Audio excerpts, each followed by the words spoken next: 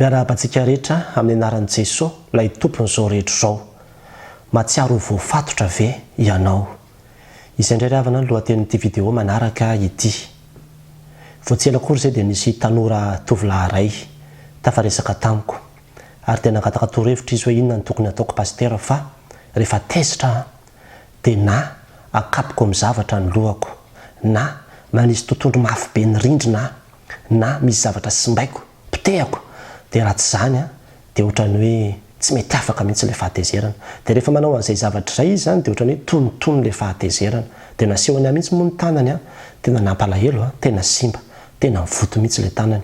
Ary dia voly ve ozy izy ny mahatonga an'izany? Misy dia voly ve aho izy? Sa inona mahatonga an'izany fa tsy voafehako mihitsy ilay izy, tena voafatotra. Ary na dia ny olona miara-mipetraka aminy aza dia matahotra zany rehefa tezitra izy hoe inona indray no zavatra hitranga eto. Ary tena mampatahotra zany satria ny olona izay tratra n'io zavatra io dia mety havita hamono olona mihitsy. Satria izay sendra ny tanany io zany rehefa tezitra izy dia tsy vitany mihitsy ny mifeha ny vatany. Fa voafatotra izy dia ninona ka hatramin'ny antsy aza hitany eo dia tonga dia raisiny iny dia mety ho ampiasainy rehefa tezitra izy. Dia izany koa no mahatonga ny olona sasany rehefa tezitra dia mandidindidiny vatany, mampahory ny tenany. Na ihany koa tonga dia ren'le mamono vady reny. Dia rehefa tena miresaka amin'ireny olona ireny ianao dia izy tena mieritreritra mihitsy hoe tena tsy fantatro fa za efa miezaka fa tsy voafehako mihitsy. Voafatotra, tsy voafehako mihitsy le vatako. Fa dia tsy maintsy ohatrany hoe manao an'ilay zavatra ohatran'izay foana. Ary tena endrika famatorana zany ny ravana.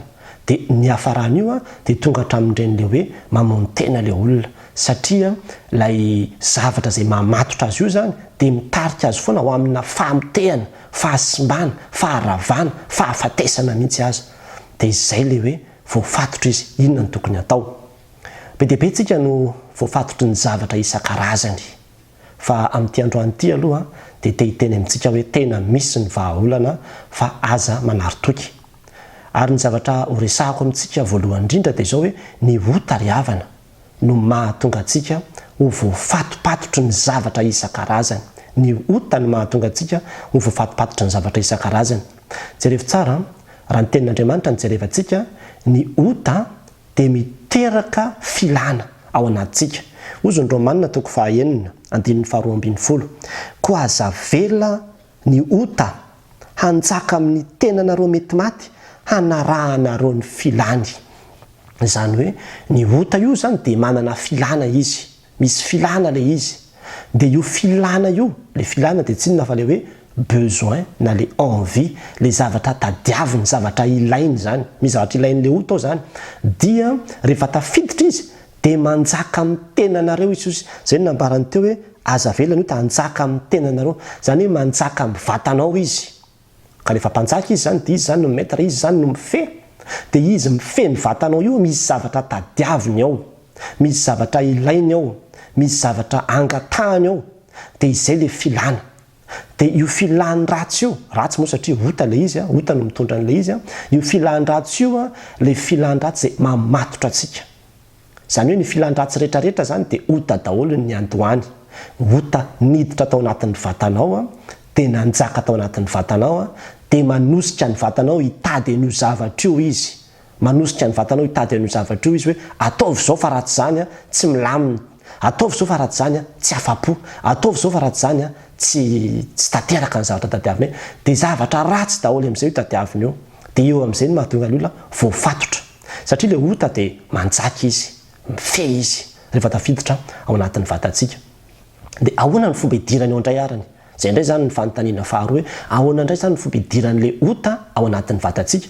Dia mbola ambarany Paoly ihany ao amin'ny Romanina toko 9 eo amin'ny 7:12. Dia ozy izy manao hoe ary aza manolotra ny momba ny tenanareo ho amin'ny ota. Aza manolotra ny momba ny tenanareo ho amin'ny ota.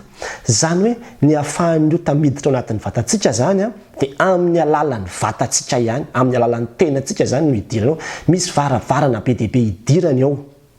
Dia izay no mahatonga anazy tafiditra ao anatintsika.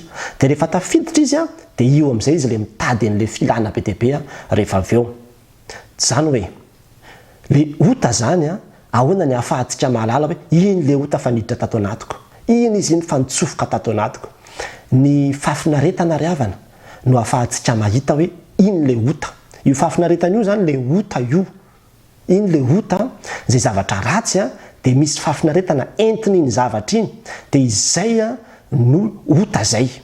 Dia avy eo rehefa tafiditra ao anatinao izy, dia iny fahafinaretana iny nitadiaviny foana hoe zay mbola mila an'le fahafinaretana ohatran'izao azonay tamin'le fotoana voalohany iny, dia asiana mitady an'iny amin'izay ianao. Asiana mitady an'iny amin'izay ianao. Dia izany daholo ny zavatra rehetrarehetra. Ary amin'io tenantsika io dia misy varavarana be dia be hoe atao hidirany. Ohatra zany zao ny maso. Ny masontsika zao dia rehefa misy zavatra jerevana, mety hoe zavatra ratsy le jerevana, dia ohatrany misy fahafinaretana ianao mijery an'ilay izy. Dia izay le fahafinaretana izay le ota zay. Ka rehefa tafiditra tao anatin'ny vatanao, le ota tamin'iny fahafinaretana nijerevany masonao iny dia rehefa avy eo amin'izay izy teny aminao foana manao hoe mandany ianao mitsangana ianao fa zay mila an'le fahafinaretana. Andana jerevo indray le zavatra ohatry. Zany mahatonga ny olona voafatotry ny pornografia. Ohatr'izany koa ny sofina. Misy zavatra enony sofinao, zavatra ratsy fa nahazahoanao fahafinaretana ny enon'le izy. Ota zay. Iny zany le ota tafiditra iny. Dia avy eo amin'izay ozy amin'izay le ota rehefa manjaka ao anatin'ny vatana izy hoe mitsangana ianao tediavo iny zavatra iny fa ilainay iny zavatra nafinaritra ny sofinay teo iny. Zany mahatonga ny olona voafatotra mandrakariva ohatra amin'ireny hoe fitsangatsangana reny, satria asa nety isy olona efa manambadina, nety isy olona efa vadin'olona niteny tamin'ny feo malefaka hoe ianao tsara tarehy, ianao tena tiako, ianao tena voninkazo tahaka ny rose zao dia nahita fahafinaretana izy. Fantany mihitsy hoe zavatra ratsy ho feo eniny fa tena nahazo fahafinaretana izy dia tiany le izy. Dia izay le tafiditra le ota dia tonga dia nitady an'izay ohatra hoe dana tadiavo amin'izay olo io. Dia isaky ny maheno feon'io olo io izy dia ohatra ny mahatsiaro satisfaction, ohatra hoe misy besoin complet zany. Dia otariavana ny mahatonga zay. Dia lasa mitady an'io olona io foana, miantso an'io olona io foana, miaino ny feon'io olona io foana satria efa voafatotra. Dia ohatran'izany koa ny vava zao ohatra. Io vavantsika io nefa zavatra be dia be mihitsy ny zavatra eo ny idirany io teo. Mety zava-mahadomelona ohatra zao, zany mahatonga ny olona voafatotro ny zava-mahadomelona. Dia rehefa nisotro izy indray mandeha dia ohatra ny nahita le fahafinaretana. Na koa miteny ratsy. Rehefa niteny ratsy dia rehefa teo am-pitenenana ratsy teo dia ohatra ny nahita fahafinaretana. Hoe ohatra ny mety izy zany, ohatra ny tena afaka ny natezerako fa tena nitenenako ratsy mihitsy. Dia niditra le ota dia nanomboka eo amin'izay toy le vatanao manao hoe mitenena ratsy indray fa tezitra ianao zao, mitenena ratsy indray, mitadiava toka indray fa misy zao. Dia diaviny tsinona le fahafinaretana azony tamin'ny voalohany iny. Na ihany koa io orona io. Misy tamintsika nianatra manko tamin'ny mbola kely dia nisy hoe organe de sens. Reo mihitsy ry havana. Satria ao amin'ny momba ny tenantsika ozy izy. Reo ihany zany no idirany io teo amin'ny fiainantsika. Na dia ny oronao io aza. Be dia be mihitsy neny ohatra zao ny orona dia mety hahatonga ny olona voafatotro ny zavatra samihafa. Misy ankizy zao le mbola kely dia mifokafoka an'le bodofotsy eo izy. Dia nahazo fahafinaretana tamin'le mifoka an'le bodofotsy teo dia manomboka lasa mitady an'iny foana amin'izay dia tsy mahita tory mihitsy raha tsy mifokafoka an'le bodofotsy eo. Fa tsy voatery zany manko zao tsy voatery hoe fahotany zany. Fa lasa fahazazana hoe na dia ny orontsika zany dia mahatonga fahazarana amintsika. Fa mety misy ny fahazaran-dratsy mihitsy hoe mifoka sigara ohatra dia maheno an'iny fofony iny le olona. Dia iny fofony iny lasa ohatrany hoe mampisy satisfaction any anatiny, na nyrongony zany. Zany mahatonga ny cocaïne ampidiriny olona eo amin'ny orona eo satria misy zavatra izay niditra dia ohatra nahazahoana fahafinaretana le izy. Dia avy eo amin'izay rehefa niditra le fahafinaretana dia tadiaviny iny satria le ota izay niaraka tamin'iny fahafinaretana iny miteraka filana, miteraka envie, miteraka besoin. Dia lasa misy besoin an'iny foana ianao. Dia izay no mahatonga ny olona voafatotra amin'izay. Tadiaviny vatany foana amin'izay le izy le fofona teo. Misy ane olona andevina fofona njaba, fofona vatana, fofona tongotra, fofona tanana, fofona volo. Andeviny zany satria zay ny orontsika koa dia ahafahany filana, ahafahany ota miditra. Na dia ny tanana koa ny toucher. Io koa tena ngeza be. Iny tanantsika iny rehefa misy zavatra ataon'iny tanantsika iny ka nahazahoantsika fahafinaretana nefa zavatra ratsy le izy. Dia miteny aminao fa tafiditra zay ny ota. Anjaka amin'izay izy. Dia misy besoin teraka ao. Dia besoin hoe te ahazo an'ilay fahafinaretana ohatran'ilay tamin'ny voalohany iny izy. Dia irahany mihitsy ianao, anao ampiasa n'iny tananao iny, anao ny zavatra samihafa. Zany mahatonga ny olona voafatotra amin'ny karazana fijangajangana samihafa ao anatin'izany na dia resaka masturbation ary satria tratra an'ilay tafiditra zany le ota dia reo ihany io vatantsika io na dia toko hoe safosafo aza rehefa nahazo fafinaretana tamin'iny indray mandeha ianao zay le ota iny fafinaretana iny zany nentin'le ota niditra atao anatinao dia rehefa tafiditra izy dia mitady ny safosafo iny foana amin'izay ny vatanao rehefa avy eo lasa misy besoin teraka zany zay le hoe filana misy besoin tateraka ao anatinao dia iny amin'izay no miazona anao manery anao foana fa tsy voatery le anankidimy miteneniko teo ihany fa ny tenantsika olombelona moa tsy vatana ihany no mandrafitra azy fa misy koa ny fanahy sy ny saina dia ny fanahintsika koa zany hoe rehefa atolotra ao ny fanahinao ho amina zavatra tsy araka ny sitrapon'Andriamanitra dia miditra koa ny ota ary mitondra filana ao anatinao izy raha mijery zao tsika ny Romanina toko voalohany dia misy mihitsy hoe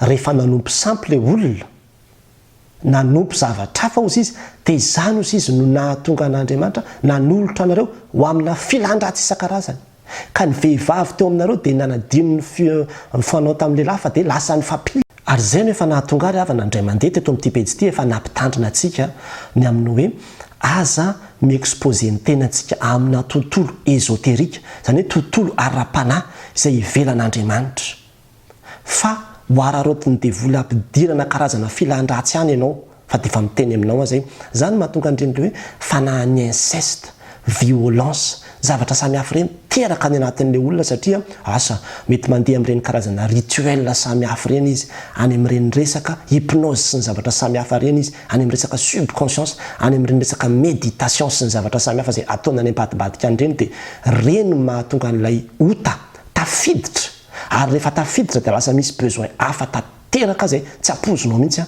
any anatin'ny vatanao any ary zay reha avana am'le tandremana zany dia efa nambarako teo hoe ny vatana dia misy an'ilay organe de sens anankidimy zany fa misy koa ny fanahy zany dia le niteneniko teo hoe ohatra zany ny fanompoatsampy sy ny zavatra samihafa fa ny saina ihany koa dia varavarana koa idiran'ny ota ny saintsika sao dia indrindray le misy an'le hoe mieritreritra eo tsy voatery ny zavatra hitanao na reniny sofinao na aninao tamin'ny orinao na ny tenen'ny vavanao na ny tsapain'ny tananao fa ohatrany hoe tonga fotsiny dia misaintsainao ny sainao mieritreritra ny sainao dia ny saintsika koa zany dia efa mahatonga ny ota fiditra ao anatintsika satria misy eritreritratsy mandeha ny anatin'ny sain'ny olona any dia iny zany hoe atolony zany tsy tonga dia roahany le izy fa omeny lala anao dia konokononiny ao dia saintsaininy ao izy dia rehefa avy eo amin'izay iny sainandratsy iny no nahatonga an'le ota niditra tao anatiny dia rehefa tafiditra le ota dia nisy besoin amin'izay ny teren'le ota amin'izay izy hanao zavatra hafa zany mahatonga ny olona voafatotra ohatra amin'ireny resaka karazana jeu de hasard samihafa ireny na le karazana lalao jeu isan-karazana izay mamatotra ny olona be dia be zao ny olona mandeha amin'ireny karazana casino ireny ary tena voafatotra be dia be ny olona ny tena efa miditrosa be mihitsy efa midy hatramin'ny peratra mary azy ny an'ny sasany misy an'izany eto amin'ity pejy ity tantarainy eto hatramin'ny peratra mary azy efa namidy natao antoka nefa dia mbola mandeha any ihany satria ny saina ohatrany hoe mahafinaritra zany le manao an'le jeu eo misy fafinaretana zany azo eo ampanaovana an'le jeu eo dia rehefa avy eo amin'izay ny ota lasa miteraka envie de vouloir toujours jouer zany hoe ohatrany teny hoe ndana lalao foana ianao maverina amin'ny lalao indray ianao dia mitady ny olona hoe hanao an'le jeu io foana dia tafalatsaka dia tsy azonao fiherina mihitsiny fa na efa tenenina sy anarina sy ataona inona na inona eo ary izy dia eo izy mody manaiky eo izy ohatrano manaiky eo izy tena resy lahatra aza fa rehefa avy eo izy dia tsy voafehany mihitsy fa voafatotra izy dia vo miposaka amin'ny maraina dia efa lasa indray izy andeha hitady an'io indray ny vatany satria izay le besoin izay le envie izay entiny ota ao anatin'ny vatantsika ary ny zava-doza ry havana dia ity io le besoin ao anatin'ny vatantsika io dia besoin izay miakatra foana ny degré tadiaviny ohatra zany daholo ny karazana famatorana rehetra sy ny filana rehetrarehetra io zany dia tsy mety hafa-po io na dia omenao le zavatra tadiaviny mitovy tamin'ny voalohany azy izy dia mbola mitady mihoatra izy raha ohatra zao ka misy olona zany hoe ny fokasigary izy ohatra zany dia tamin'ny voalohany izy na ny foka zany izy dia lasa ohatrany hita fafinaretana izy tafiditra le ota de izy le ota hoe mifokandray anao rapitso de nifokandray izy rapitso de ny dozy tadiaviny ota io miakatra ihany zany hoe rehefa azo le fafanaretana nitovy am'le azony tamin'ny voalohany iny de tsy afapo izy fa fafanaretana mihoatra noho iny ny tadiaviny mihoatra foana zany mihoatra foana ny degré tadiaviny satria tsy mety afapo mihitsy io ary raha ohatra zany ka hoe atao hoe fijangajangana ohatra asa mety tena hoe firaisana ranofo mihitsy le zavatra satria le firaisana ranofo zany iny le hoe touché nahazo fafinaretana tamin'iny izy izay ota iny de mitady an'iny besoin iny ny vatany de io olona io na hiaraka amin'ny olona 5 areo anatin'ny ray andro tsy afapo mihitsy ny vatany fa voavita ny anankiray de efa mitady olona anankiray indray izy de ohatran'izany foana le izy de voafatotra tsika amakarazany zavatra maro isan-karazany ohatran'izany ary zay no nahatonga nanteny tamintsika teny Pendohana hoe ny ota ny mahatonga an'le izy de iverina amin'le tantara tamin'ny voalohany zany zao le tantaran'le tovolahy kely le hoe isaky ny tezitra izy de manimba zavatra zay zany le izy hoe lay famitehana ny vatany zany zavatra ratsy zany kanefa tamin'ny fotoana voalohany zay nanovany an'le izy tamin'izy tezitra de ohatrany nahita izy satisfaction fahafahampo de ozy izy le ota hoe nahazo fahafahampo ianao nahazo fahafahampo tafiditra izahay ato anatin'ny vatanao de réclamenay tadiavina iny foana iny rehefa tezitra anao tsy maintsy omenao anay iny fahafahampo nomena tamin'ny voalohany iny de zay no mahatonga an'le olona am'izay hoe rehefa tezitra izy de tsy maintsy mitady zavatra potehana izy na tsy maintsy mitady zavatra anaparana ny atezerana izy de avy eo miakatra foana io degré io fa mety misy olona vera aloha amin'ny voalohany napotiny atsipiny amin'ny tany rehefa tezitra izy fa rehefa vao itoy io tonga hatramin'ny mamaky an'ireny tele reny mamaky fitaratra mamaky ny potehana daholo satria hoe am'izay zany tena hoe miseho le fahatezerana ota ry havana no manery antsika anao an'io zavatra io fa fatatsika tsara mihitsy hoe tsy mety le izy ka izao le izy ny ota rehefa tafiditra anatin'ny vatantsika de Paoly ihany moa miresaka satria ny Romanina toko 7 moa tena manazava ny amin'ny resaka momba ny ota ary raha jerevantsika zao eo amin'ny toko 9 io de misy le soramandry de ozy izy ny ambarany manao hoe ny fanafahany mino an'i Kristy amin'ny herin'ny ota ny fahafahany mino an'i Kristy amin'ny herin'ny ota zany ny fomba hanafahana atsika amin'ny herin'ny ota misy heriny zany le ota izay herin'ny ota izay no mahatonga atsika voafatotra ary lay Paoly aza de niresaka be deaibe an'io mihitsy izy ao amin'ny toko 7 izay efa nisy vidéo moa niresahako tamin'izay teto fa dia mbola averiko ihany le izy nilaza izy amin'ny andininy fa 720 manao hoe fa fatatsika fa araka ny fanahy ny lalàna fa izao kosa nofo namidy ho andevon'ny ota rehefa niditra le ota de nitondra le filana kely le fafinaretana tamin'ny voalohany iny izy de nahazo ny fafinaretana iny mety 10 minitra mety 10 minitra mety quelques secondes fotsiny ary fa rehefa avy eo am'izay izy de anandevo anao am'izay izy namidy ho andevon'ny ota ozy izy de mandeha am'izay izy fa izay ataoko de tsy fantatro fa tsy izay sitrako no ataoko fa izay alako no ataoko manomboka eo am'izay zany sady tsy tompony tenanao tsony am'izay ianao dikan'izany tsy le zavatra eritreretinao tokony atao tsony fa na zavatra tsy tokony atao aza de lasa ataonao foana lasa ohatrany hoe tsy haiko hoe fa maninona ary aty virus tafiditra io ota io ry havana misy ota tafiditra io no mahatonga an'izany de ozy izy manao hoe fa fantatro fa raha manao izay tsy sitrako ao izy de manaiky fa tsara ny lalàna ary am'izany de tsy izao intsony manao izany fa ny ota izay mitoetra atao anatiko zay le izy zay le secret hoe le zavatra mahatonga anao voafatotra sy manesika anao isan'andro hitady zavatra io zavatra tsy araka ny sitrapon'Andriamanitra io ota ry havana ota ny manao zany tsy izao intsony izy fa ny ota izay mitoetra atao anatiko ny ota ny mahatonga atsika hanao an'izany zavatra any de eo am'izay zany ny fanontaniana farany lehibe indrindra ary de hoe ahoana ary zany ny alako amin'io ahoana ary zany no hanafahana amin'io satria na i Paoly aza de niteny mihitsy amin'ny andininy fa 7 indrisy olo mahantra aho iza no hanafaka ao izy amin'ny tenany ty fahafatesana ity zany hoe tena tsapany hoe tena simba ny vatako fahafatesana ny miandra satria fahafatesana ny tambon'ny ota ary ny ota de hitondra ny olona ao amin'ny fahafatesana mihitsy ny tanjony fahampiteam-piainana faharavam-piainana fahafatesana de ny mbola ty ambony tany zany ny tanjony ota io rehefa tafiditra ao amin'ny fiainantsika izy ary be deaibe ny olona no mandraingirangy mihitsy de le izy zany tsy hoe devoly avako kely koa aloha zay satria mety mieritritsika hoe tena misy devoly mihitsy atao anaty koa ry pasteur de mila atao délivrance ny devoly sy ny ota de zavatra miaraka fa tsy mitovy ohatrany hoe misy tavoangy anankiray dia iny tavoahangy iny zany evereo iny ny devoly. Dia ao anatin'io tavoahangy io misy rano. Iny rano io zany le antsoina hoe ota.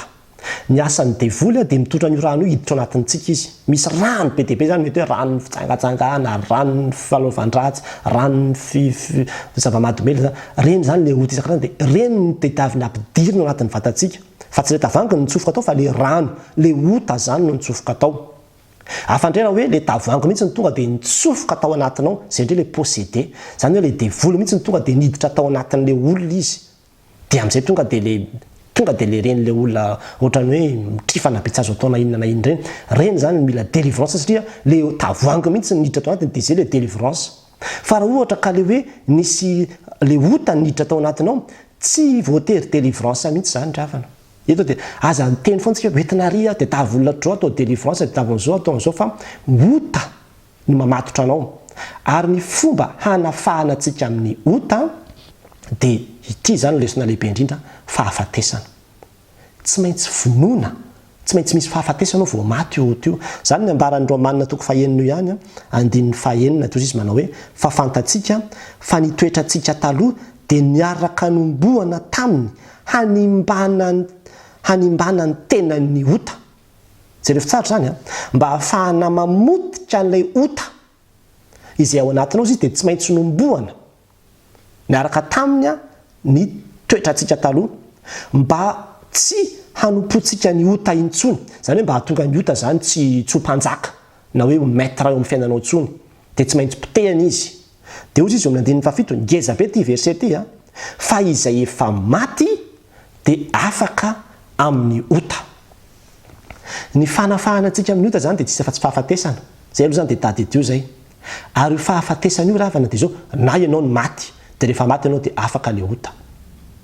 Na ny anankiray koa hoe raha mbola velona anao ny teo afaka amin'ny herin'ny ota zay mibaiko anao isan'andro isan'andro, anao zavatra tsara ka sitrapon'Andriamanitra, hitady ny filana isan'andro isan'andro io dia tsy maintsy fahafatesana. Dia le fahafatesan'i Jesosy Kristy teo ambony hazo fijaliana no tondrona amin'izany. Ny fahafatesan'i Jesosy teo ambony hazo fijaliana no tondrona amin'izany. Izany hoe niza manaiky hanolotra ny otany, ilay ota zay mamatotra azy eo amin'ny tenany, tafiditra tao anatiny. Tsy misy fomba mihitsy zany ahafahana mamotika an'io sy manala an'io raha tsy misy fahafatesana. Dia entinao, alainao le otanao zany dia amenao an'i Jesosy Kristy, dia miaraka omboana eo amin'i Jesosy Kristy, miaraka maty amin'i Jesosy Kristy, miaraka vonoina amin'i Jesosy Kristy eo zany le otanao. Dia izay no nahatonga andro Paoly hiteny manao hoe voaombo miaraka amin'ny Kristy eo ambony hazo fijaliana, izasy ilay otako, izasy ilay faratsiana tafiditra tato anatiko nomboana tamin'i Jesosy Kristy teo amin'ny hazo fijaliana iny. Dia izay no nahatonga azy any amin'ny Galatiana toko 5 milaza manao hoe fa izay any Kristy Jesosy izy dia efa nanombo ny nofony mba amin'ny faniriany sy ny filany teo amin'ny hazo fijaliana. Itsika kristianina riavana dia manana arina matanjaka be ahafahana mamotika ny ota dia tsy inona fa ny hazo fijaliana. Ka ny dikan'izany dia izao raha te ho afapatotra ianao dia tsy maintsy manatona ny hazo fijaliana ianao. Fa eo ihany no misy ny fomba tokana sy azo antoka indrindra hamonjena antsika. Ento eo ny fahotanao, homboana miaraka amin'i Jesosy Kristy. Hombo eo, hatoloren'i Jesosy Kristy eo ilay izy. Fa rehefa afaka iny, zany hoe rehefa mino anao fa niara-maty tamin'i Kristy teo ambony hazo fijaliana ny fahotako dia izay no fanafahana anao amin'ny herin'ilay ota zay namatotra anao. Finoana daholo ilay izy. Finoana daholo ilay izy. Ary zay natonga ilay soaramandry teo manao hoe ny fahafahany mino an'i Kristy amin'ny herin'ny ota. Ahoana ny fomba ahafahana manala antsika amin'ny herin'ny ota? Dia izay, raha tokizantsika zao io Romanina toko 9 io, dia ozy izy mambarany eo amin'ny toko 9, andininy 2 manao hoe fa ao amin'ny Kristy Jesosy izy ny lalàn'ny fanahanaina no nahafaka. Tamin'ny herin'ny ota andresana eo tao amin'ny Kristy Jesosy nisy lalàna zany nanome aina sy nanafaka tamin'ny lalàn'ny fahotana. Zany hoe tamin'ilay domination an'ilay fahotana tato anatiko dia tao amin'ny Kristy Jesosy nanafaka azy izy tamin'izany sy ny fahafatesana. Fa izay tsy hain'ny lalàna satria ny nofony nahalemy azy dia vita n'Andriamanitra.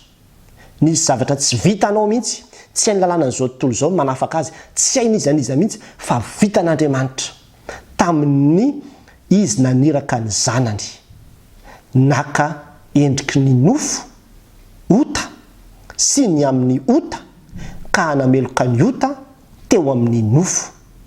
Misy dikany tolo zany teny rehetrarehetra zany a. Moa izy manao hoe naka endrika nofo le zanak'Andriamanitra dia nitondra ny ota. Zay no tonga hoe nisotro ny kapoaka mangidin'ny fahotantsika izy. Ilay nofo Jesosy Kristy tonga iny zany a, nitondra ny ota dia nanameloka ny ota teo amin'ny nofo, teo amin'ilay nofony zany. Le fahafatesany zany nanamelohana sy nanimbana sy namotehana na andravana ilay herin'ny ota. Le ota izay nipetraka tato anatiko zany a, rehefa mino hoe Jesosy ity atolotro anao ty fahotana izay mitarika anao amin'ny filana ohatran'izao ty a, dia amin'ny fotoana izay ivavahanao anaovanao an'izay vavaka izay ka ataonao amin'ny finoana izy ka tena mino anao hoe lasan'i Jesosy tokoa le ota, dia amin'izay fotoana izay zany a, potehan'i Jesosy Kristy ilay izy. Potehana ilay izy, rava eo ambony azy fijaliana zany ilay izy. Dia mino amin'izay ianao manao hoe, hozy izy ny teniny teo manao hoe fa izay efa maty a dia afaka amin'ny ota. Ary ambarany hoe fa fantatsika fa nitoetrantsika taloha dia fa niara-nomboana taminy hanimbana ny herin'ny ota. Tsy manan-kery amintsika intsony zany ny ota. Le ota izay namatotra anao iny zany tsy manan-kery aminao intsony iny. Ary zany ny fanafahana antsika ravana ao amin'i Jesosy Kristy irery ihany. Be dia be ny olona mety anomeanao astuce na fomba fanafahana anao amin'ny zavatra samihafa. Fa zany raha dia teny aminao fa ota ny mahatonga an'io, filan-dratsy mamatotra anao io. Ary tsy misy fomba hafa ravana, fa raha nisy fomba hafa ahafahana manala antsika amin'ny herin'ny ota dia tsy nalefa an'Andriamanitra hidina sy hijaly teo ambony azy fijaliana mihitsy ny zanany. Fa tsisy, fa raha tsy misy raha latsaka, tsy misy famelan-keloka. Efa maty Jesosy, natao sorona, hitondra ny fahotanao, dia le ota izay mamatotra anao. Raha mino an'izany ianao dia afaka hikrie victoire amin'ity androandroany ity, afaka hitenanao manao hoe afaka. Satria ambaran'ny tenin'Andriamanitra hoe rehefa maty dia afaka amin'ny ota. Dia tsy maintsy miara-maty aminy isika raha te hiara-ambonina manam-boninahitra aminy. Dia tsy maintsy manaiky ianao hoe nentin'i Jesosy teo ambony azy fijaliana ny fahotanao. Be dia be manko tsika no mahalala fotsiny hoe maty teo ambony azy fijaliana ho azy Jesosy, fa mbola tsy tena niainana izany ianao, ary mbola tsy tena nahatsapana izany ianao. Fa zany raha dia tena te hiteny aminao ary tena te hitaona anao manao hoe andramo ka izao fa tsara Jehovah, atolory eo amin'ny azo fijaliana, omboany eo amin'ny azo fijaliana daholo amin'izao andro ankehitriny izao, amin'izao anio izao. Ny fahotana sy ny ota izay mamatotra anao, fa io ota io no manandevo anao, io ota io no mibaiko anao isan'andro. Fa rehefa vita izay dia tonga tsy ianao hoe afaka. Afaka ianao ry havana. Rehefa niara-maty tamin'i Kristy ianao dia mila mino anao hoe afaka ianao. Tsy manan-kery amintsika intsony le ota izay namatotra anao iny a, dia izay le finoanao ny fanafahana vokatry ny asa-pamonjena nataon'i Jesosy teo ambony azo fijaliana izay a, izay no hamarinina aminao. Satria ny finoana dia hozy izy ny tenin'Andriamanitra hoe tonga avy aminao araka izay inonao. Dia tsy maintsy miverina amin'ny azo fijaliana zany tsika. Dia rehefa avy eo amin'izay mety mbola ho avy le ota, sasany indray mbola hitantenao ota, satria ny ota moa tsika tsy afaka mihitsy mandra-pahatonga antsika any an-danitra dia hisy ota foana hakafana antsika, fa tsy mitovy intsony ny hoe rehefa tao anatinao le ota dia nanandevo anao izy, nibaiko anao izy, tsy afaka amin'ny intsony. Fa rehefa niala izy nomboana dia lasa olom-baovao ianao, tonga olom-baovao ianao, dia ho hitanao amin'izay fa mamana hery amin'izay ianao hanoherana le fahotana, ary tonga dia instantané ny guérison, ny fanafahana izay omen'Andriamanitra antsika. Ary mahagaga io ravana izay mbola tsy niaina io miracle atao amin'i Jesosy Kristy teo amin'ny azo fijaliana io a, dia tena mbola sarotra amin'ny eritreritra n'izany herin'ny azo fijaliana zany. Fa ho an'izay efa niainana io dia afaka hikomprendre tsara hoe azoko tsara ny nahatonga amin'ny Paoly teny manao hoe tsy mba misy reharehako afa-tsy ny azo fijalian'i Jesosy Kristy, fa teo sy ny nanomboana an'izao tontolo izao, ary teo koa ny nanomboana antsika sy ny fahotantsika. Dia niova ny identité antsika, lasa tonga olom-baovao antsika. Nanaiky Jesosy hitondra ny fahotanao, ary meteza koa ianao hanolotra an'izany ho azy amin'ity andro an'io ity. Dia tonga dia mino ianao hoe afaka, tsy mifehana antsonareo fa tapitra hatreo ny fifehezanareo ary ota, fa efa nomen'Andriamanitra fitaovantsika ahafahana mamono azy. Dia ny fahafatesan'i Jesosy sy ny rany izay latsaka teo ambony azo fijaliana ny manadio antsika. Dia tonga olom-baovao ianao, tsy voatery anaovana délivrance zany ry havana, tsy voatery anaovana délivrance zany, aza miazakazaka ho amina délivrance etsero zany, fa zao vavaka atao amin'ny finoana, afaka manafaka anao ny tompo amin'ny zavatra izay mamatotra anao amin'ity anio ity, ny azo fijaliana mpanjinina. Fa eo anao nafahany antsika, andeha hivavaka isika. Misaotra anao izay ry Andriamanitra araina eo, fa ny teninao dia tena fiainanao anay, fahamarinanao anay, ary efa naseho anao tao amin'ny teninao avokoa ny zavatra rehetra izay amonjenanay. Ary misaotra anao izay ny amin'ny teninao izay manazava aminay fa misy tokoa ny famonjena ary maro ny olona mety ho voafatotra fa mitia an'io tia Andriamanitra. Izao ny fotoana ny fanafahana, izao ny fotoana ny famonjena. Ary efa nalefanao ny zanakao mba ho maro ny olona afaka vokatry ny fahafatesan'ny tombony azy fijaliana. Nanafaka anay tamin'ny fahotana ianao ka nizaniza voafatotro ny karazam-pahotana samihafa tompo amin'ity an'io ity. Dia tononoko amin'ny anaran'i Jesosy Kristy ny fanafahana azy ireny mba ho sokafanao ny sainy hahatakatra ny asarobidin'ny asa-pamonjena izay nataon'i Jesosy Kristy zanakao tompony azy fijaliana. Ahazon'izy ireny koa ny anjara fanafahana izay efa nitehirizinao azy. Dia tehirizo izay nafahanao fa raha niara-maty taminao izay dia hiara-belona aminao kosa. Ka tahaka ny nanoloranay ny tenanay ho tahaka ny ota tamin'ny hoan'ny ota taloha dia mba ho atolotra kosa indray ny tenanay ankehitriny ho anao Andriamanitra iray. Hahatateraka ny fahamarinana sy ny fahamasinana izay tadiavinao. Dia ianao sy ny fanahinao Andriamanitra anao ka hanjaka ty anatinay ary dia diovy sasao zahay. Afao zahay Jesosy, nizaniza voafatotra ka mandre izao video izao. Dia amin'ny anarany nanaovanay sy angatahana izany vavaka izany. Misaotra indrindra raha eo. Amen.